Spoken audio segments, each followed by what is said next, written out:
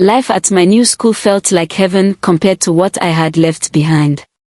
Now in class 4, grade 4, the school was farther from home, which meant I had to take transportation.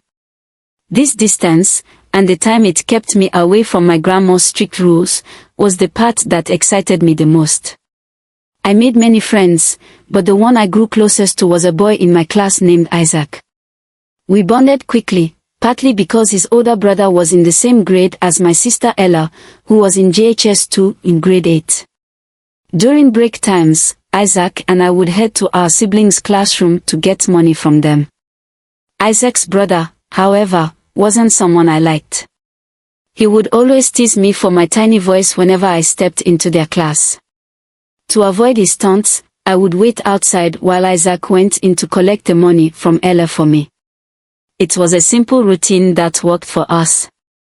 By the time I reached class 5 or grade 5, life was changing for everyone in my family.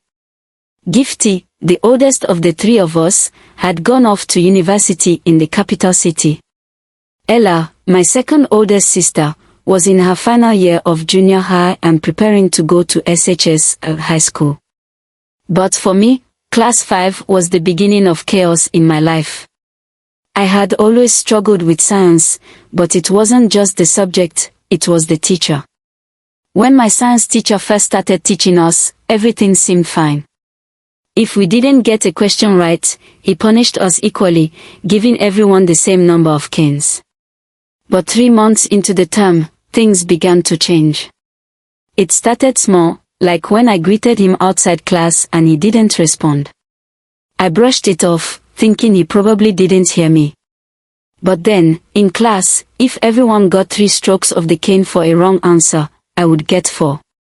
Again, I tried to rationalize it, thinking maybe he didn't notice. Things took a sharp turn one morning when he walked into class with an angry expression and began quizzing us verbally. If anyone answered wrong, they got 3 strokes of the cane. But when it was my turn, and I got the answer wrong, he beat me more times than I could count. My arms were covered in cane marks, and the class was in shock. With tears streaming down my face, I went straight to tell Ella what had happened. I had never seen my sister so visibly furious. She stormed off to the teacher's office, and I struggled to keep up with her pace. When she got there, she unleashed a storm of insults on the science teacher. She accused him of taking out his frustration on me because she had rejected his romantic advances countless times. The other teachers in the office were shocked, and they tried to calm her down, but she didn't leave until she had said everything on her mind. After that confrontation, the teacher came to class twice, but he never made eye contact with me.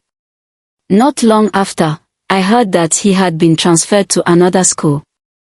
That experience made me even closer to Ella, and when she left for SHS boarding school, I felt lost without her. Her absence forced me to grow up quickly, but I missed having her around to protect me. My new science teacher, Madam Mary, was no better than the last, and it made me start to think all science teachers had issues. With so many ways to discipline us, she decided that hitting us on the head with a cane was the most effective. We were too scared to complain to anyone, afraid that speaking up would make all the teachers hate us, so we endured her punishments. That is, until one day, I reached my breaking point. It started like any other day, another hit to the head. But this time, something snapped inside me. I immediately began to complain about my eyes, telling her I couldn't see anything. As tears flowed down my face, I kept repeating that everything was blurry, and I could feel her starting to panic.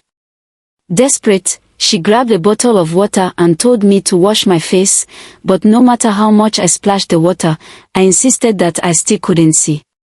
She became more frantic, and at one point, she even asked me if I wanted her to buy me a Coca-Cola.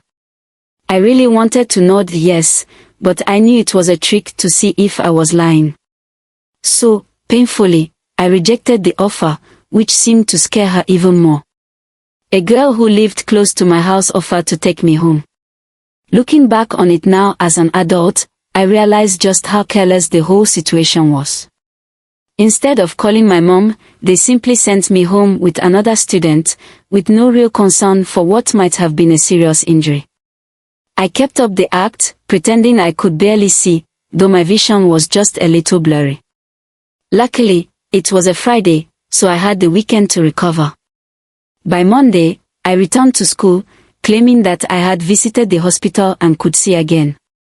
Madam Mary was visibly relieved, and to my surprise, she even bought me that Coca-Cola after I told her I had explained to my mom that I had just fallen. From that day on, she never used corporal punishments on us again.